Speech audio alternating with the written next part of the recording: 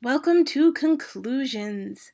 I'm sure it seems like a long time for you that you've been working on your paper, so let's get to the end.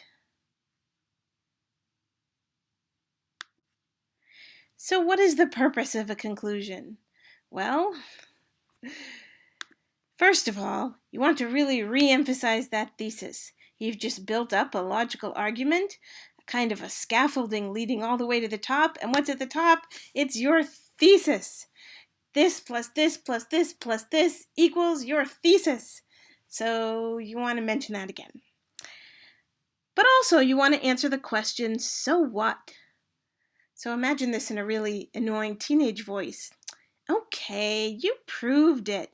But why does it matter? So what?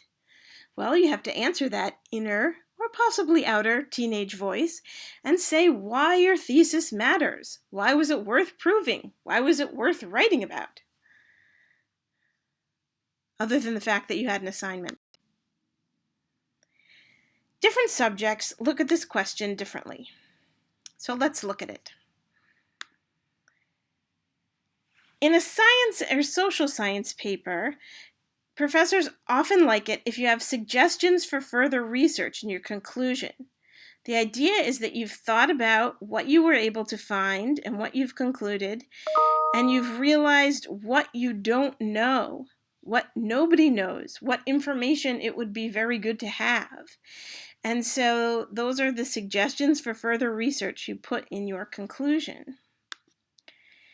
In a humanities paper, the so what is mostly about the real world.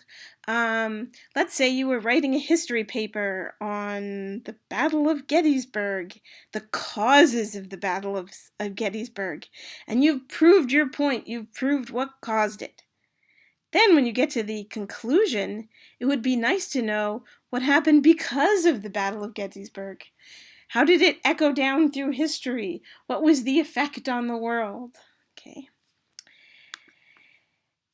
If you're writing a literary paper, often it's enough just to relate your topic to the whole book. So let's say you were writing about one character's arc, one character's journey of transformation. In your conclusion, you might explain how that character's arc connects to the message of the entire book and what the author is trying to say. Right? That doesn't mean that you can't go farther, of course, because in all of these subjects you can connect to even bigger questions, humanity, or just you, because your life is big, but something bigger. Another way of looking at it is every conclusion needs some BS. And yes, I say it that way so that you'll remember, because teachers don't say BS to you a lot. But really, when you write it, it's a little bit more like S, B. That seems to be the natural organization. So what is S? It is a summary of your thesis and main points.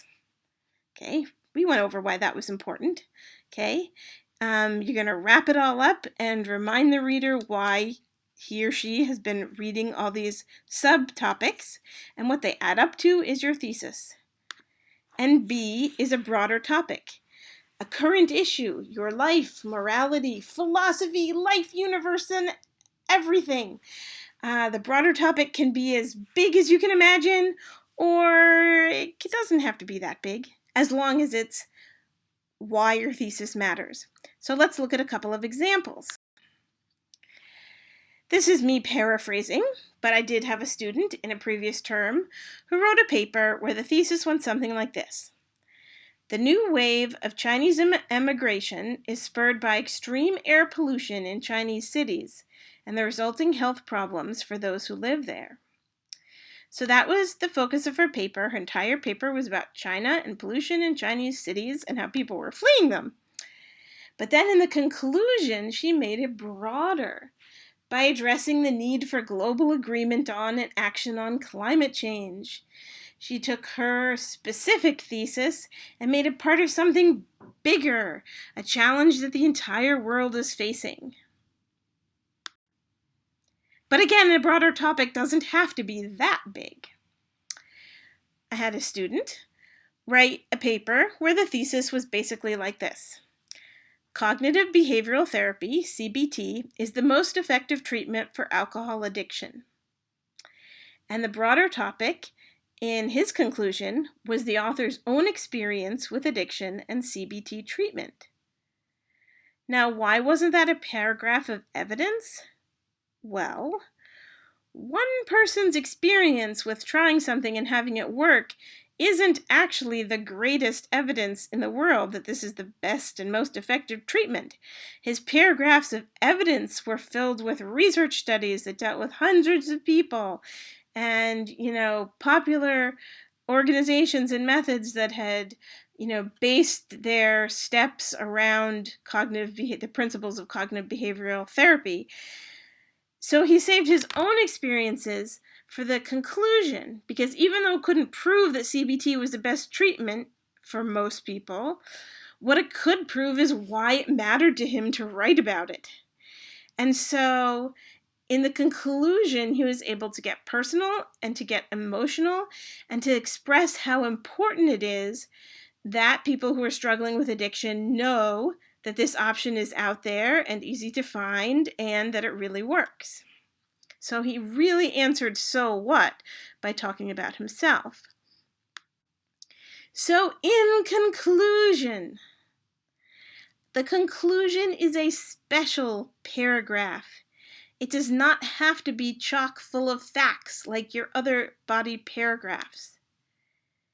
You don't have to prove everything you say in your conclusion because you are making connections. You can speculate. You can say what might be true. You can get personal. You can say how your topic relates to you. I think that's a fine place in conclusion. Of course, there are always some professors who are going to say that there's no place to get personal in a formal essay, but I think that place is the conclusion. You can argue with passion for what you believe. And you can talk about what really matters. Because if the topic didn't matter to you, why did you pick it? So hopefully you can tell us in the conclusion, so what? Why does this thesis that you've proved matter? And that concludes my presentation.